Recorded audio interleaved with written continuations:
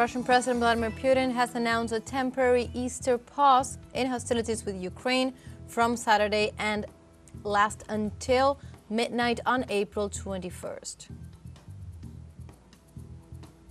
U.S. President Donald Trump is considering removing the head of the Federal Reserve, Jerome Powell, for his criticisms on the tariffs imposed by Washington. And the president of Colombia, Gustavo Petro, declared a sanitary emergency due to yellow fever and activated an integral national plan for massive vaccination.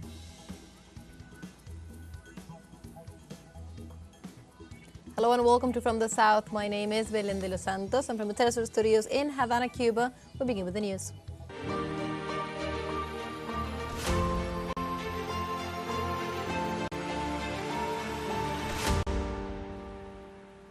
We begin with some breaking information as the Russian President Vladimir Putin has announced a temporary Easter pause in hostilities with Ukraine, which is set to begin at 6 p.m. Moscow time on Saturday and then last until midnight on April 21st.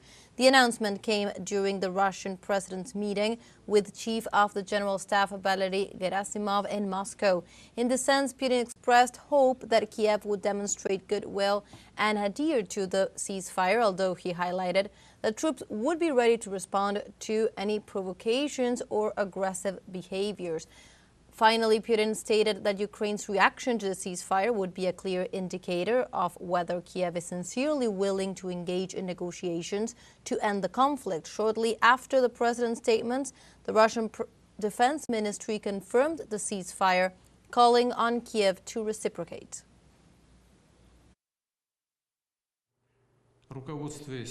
Guided by humanitarian considerations, today from 1800 hours to midnight, Sunday to Monday, the Russian side declares an Easter ceasefire.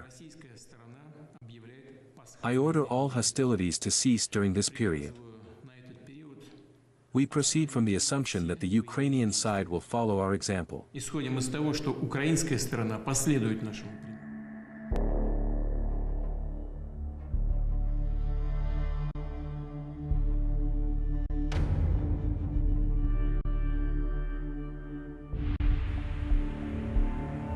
We continue with other topics. Israel continues its genocidal campaign against the Palestinian population in the Gaza Strip. At least 30 people were killed early on Saturday morning by Israeli shelling.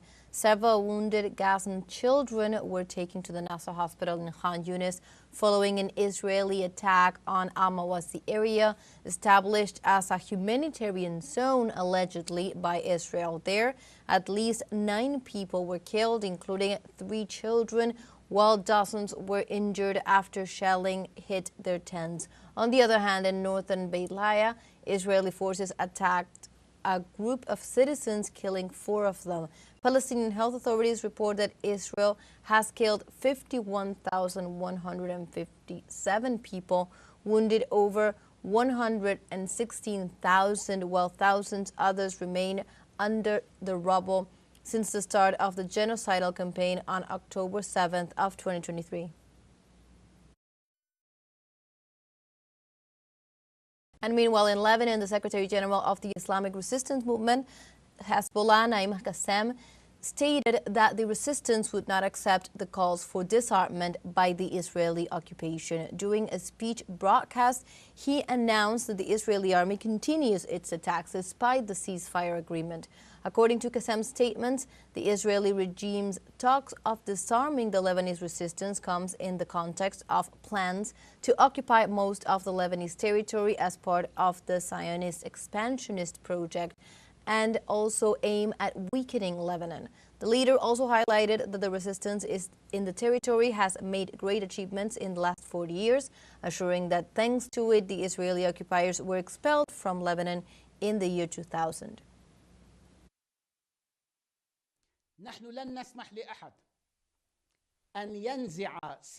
We will not allow anyone to disarm Hezbollah or disarm the resistance, because Hezbollah is one resistance. The idea of disarmament is out of the dictionary. Does anyone expect a strategic defense dialogue while warplanes are flying over our heads? The occupation is in the south, and the U.S. is applying pressure so that the discussion takes place under coercion and according to imposed dictates. This is considered not a dialogue. This is considered...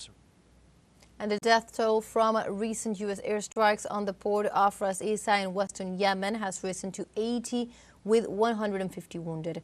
According to the Public Health Office in Hodeidah Governorate, these are preliminary figures and are expected to rise as search and rescue efforts continue. This new offensive has become the most lethal since the United States began its operations against Yemen under Donald Trump's administration. The United States Central Command, CENTCOM, justified the operation as an attempt to cut off illegal revenues, which, according to Washington, finance Houthi actions in the region. However, Yemeni authorities denounced that the real objective is to weaken their resistance. And in other topics, Iran and the United States will resume indirect nuclear talks in Rome, mediated by Oman's foreign minister. Iranian Foreign Ministry spokesperson Esmail Bakai announced that the second round of indirect negotiations between Iran and the United States is about to begin.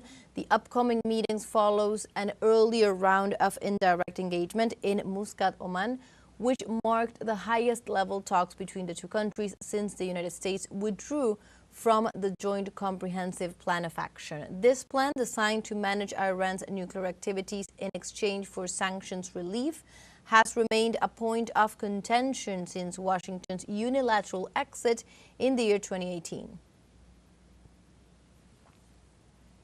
Now we have a short break coming up, but first, remember you can join us on TikTok at teleSUR English, where you will find news in different formats, news updates, and much more. We'll be right back. Stay with us.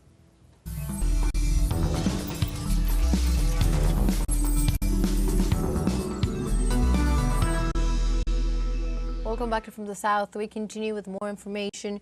U.S. President Donald Trump is considering to remove the head of the Federal Reserve, Jerome Powell, for his criticisms of the tariffs imposed by Washington.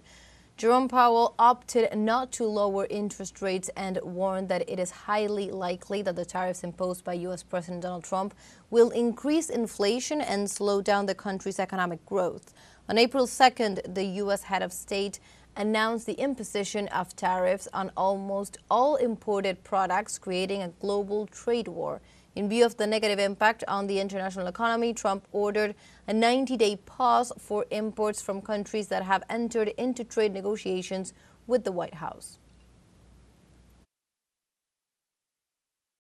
And in addition to being arrested, imprisoned, and subsequently deported, undocumented immigrants in the United States will now have to pay high fines for each day that they remain in the country illegally. Our correspondent, Henry Camelo, with more details. With a hefty fine of $998 a day, President Trump's government is planning to punish undocumented immigrants with deportation orders who do not leave the country.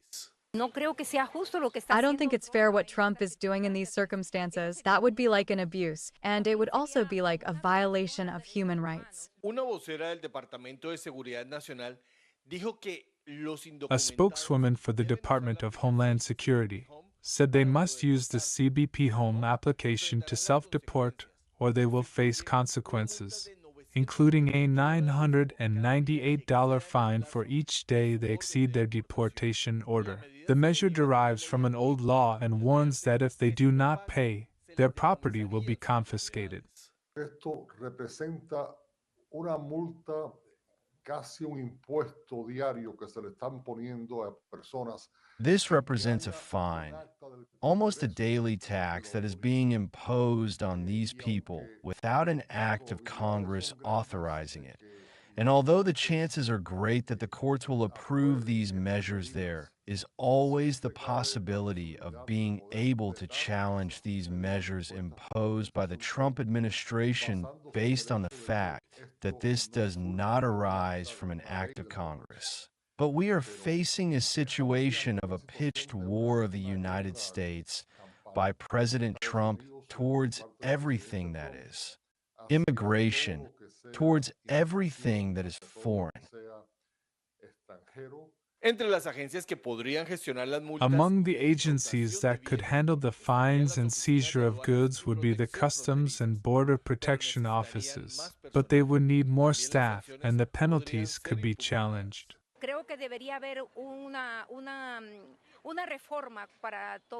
I think there should be a reform for everything that is happening, an immigration reform instead of doing all these things of charging immigrants. They are people that if they are given help, they are going to be a contribution to our country. A country that for constitutionalists is moving further away from democracy every day. Es obvio que el presidente Trump ni es conservador. President Trump is neither a conservative, nor a Republican, nor a defender of liberties, and is using the immigration issue to agglomerate power in the presidency. Según la Casa Blanca, estas multas de $998 diarios. According to the White House, these fines of $998 a day will be retroactive for up to 5 years and will affect more than 1,400,000 immigrants with pending deportation orders. Pablo Daniel Ho y Henry Camelo, teleSUR, Nueva York. Meanwhile, China's foreign ministry warned on Friday that it will take countermeasures against the U.S. if the White House imposes tariffs on ships manufactured in the Asian nation. The Trump administration reported that rates would start at $50 per ton net in mid-October. However, Chinese exports to the U.S. are currently subject to a cumulative tariff of up to 245%. Foreign Ministry spokesman Ling Yang indicated that the implementation of these tariffs would harm the U.S. as it would affect the stability of industrial and supply chains. The Chinese Ministry of Commerce also urged the United States to respect the principles of market economy and to stop blaming others and correct its mistakes as soon as possible. In Canada, only 10 days before the elections, polling stations have started to operate throughout the country, receiving citizens who wish to vote in advance. Canadians are able to vote early from April 18th to 21st at their assigned polling stations to elect members of the House of Commons for the 45th session of the National Assembly. All Canadians over the age of 18 can also vote by mail until April 22nd. According to polls and recent debates between the main candidates, the leader of the Liberal Party and Prime Minister of Canada, Mark Carney, remains the favorite so far.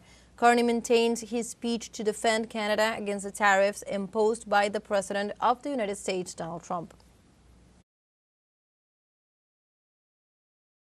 And we move now to other topics. In Ecuador, the state-owned company Petroecuador confirmed that a pipeline rupture caused a new oil spill on a highway in the Amazonian province of Orellana.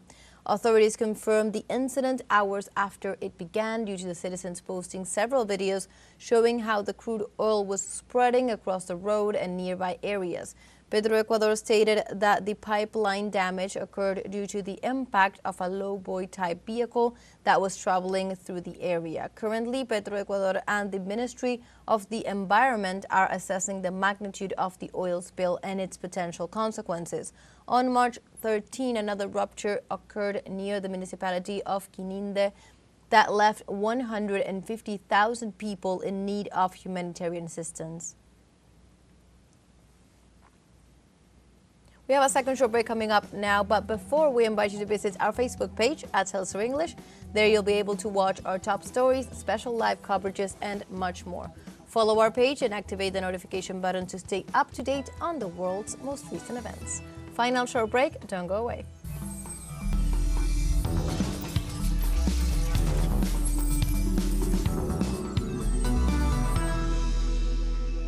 Welcome back to From the South. We go now to Colombia as President Gustavo Petro declared a sanitary emergency due to yellow fever and activated an integral national plan for massive vaccination. Petro explained that in 2 months, the entire Colombian population must be vaccinated and insisted that health and education personnel as well as soldiers must be prioritized.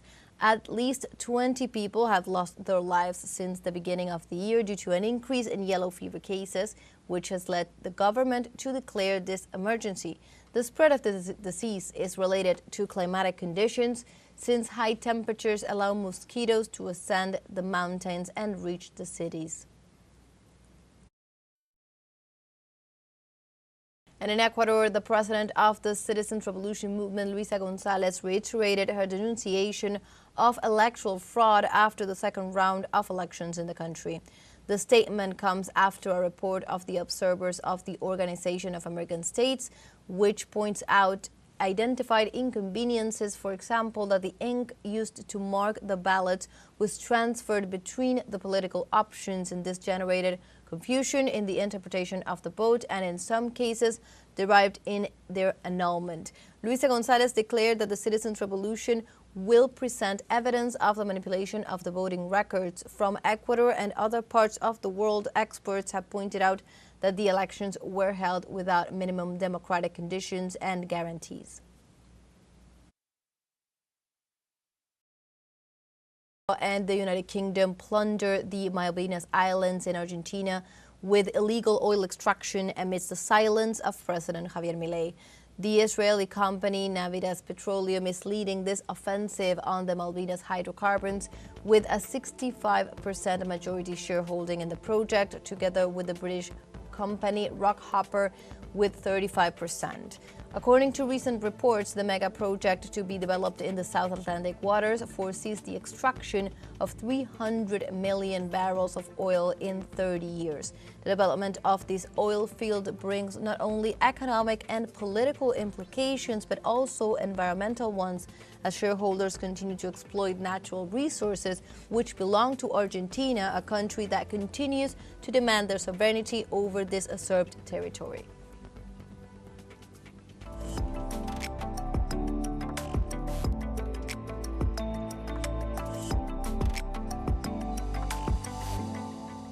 And in Cuba, the city of Santiago de Cuba prepares to host a new edition of the Caribbean Festival, also known as the Fire Party, from July 3rd to the 9th this year.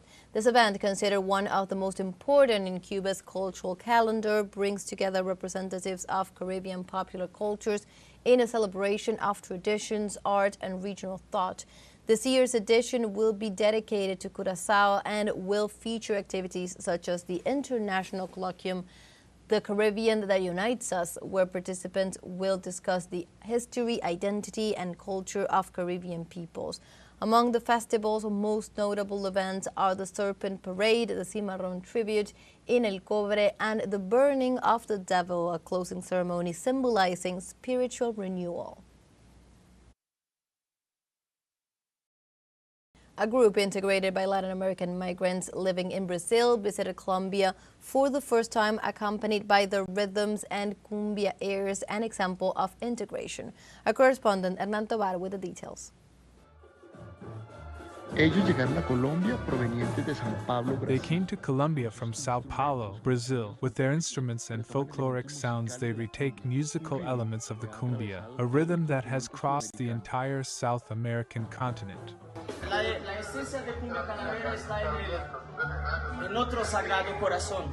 The essence of Cumbia Calavera is in our sacred heart, the Latin American heart, and the cumbia that was born in Colombia and that crossed everything and became another story of the cumbia, and now we are telling another story. We came to Colombia to know the cumbia because there is not a Colombian member in our group yet, but here we are researching. The cumbia created and still brings a message of Latin American integration, of peace, of being together. It's a very nice rhythm. Their costumes are inspired by the iconography of the Mexican Day of the Dead, and their members represent an amalgam of nationalities. Migrants who reside in Sao Paulo from Argentina, Chile, Cuba, Uruguay, and Togo, an aspect that nourishes Cumbia Calavera both culturally and musically. No hay cumbia brasileña, ¿no? El idioma es una frontera más. There is no Brazilian cumbia. The language is another frontier, so the fact that we are migrants and that we play wind and percussion instruments with that rhythm helps us to integrate in some way, to be in community, because the language, as I said, is a frontier, so the rest of South America speaks Spanish, so we communicate in Spanish, no matter if someone has an Uruguayan accent, Argentinian accent. In the end, cumbia brings us together, art brings us together and makes us show our culture. agrupación que fundada en el año 2016 participa con gran suceso en el Carnaval de la Calle The group, Paulista. founded in 2016, participated with great success in the Carnival of Sao Paulo Street in 2017, which earned them local and international recognition, maintaining their iconographic attire adorned with flowers and skull makeup, and the instrumental contribution that gives their music expressive force, relevance, and a capacity of remembrance in the listener. Creo que el desafío y lo genial fue poder también fusionar, tocar cumbia. I think the challenge and the great thing was to be able to play cumbia to understand many places, where that cumbia comes from. Because we have Colombian cumbia, and also, for example, we mix with Andean rhythms. There are things from Argentine cumbia and things from Brazilian rhythms placed within cumbia. So it's like that a great commonplace that we have. Sus presentaciones recrean un ambiente fiestero. Their presentations recreate a party atmosphere using circus elements, providing the audience with musical magic and a carnival atmosphere. Hernán Darío Tobar Gaitán, teleSUR, Bogotá, Colombia. And like this, we have come to the end of this news brief. You can find these and many other stories on our website at telesurenglish.net. And also join us on social media. We are on Facebook, X, Instagram, Telegram, and also on TikTok. For teleSUR English, my name is Belén de los Santos. Thank you for watching.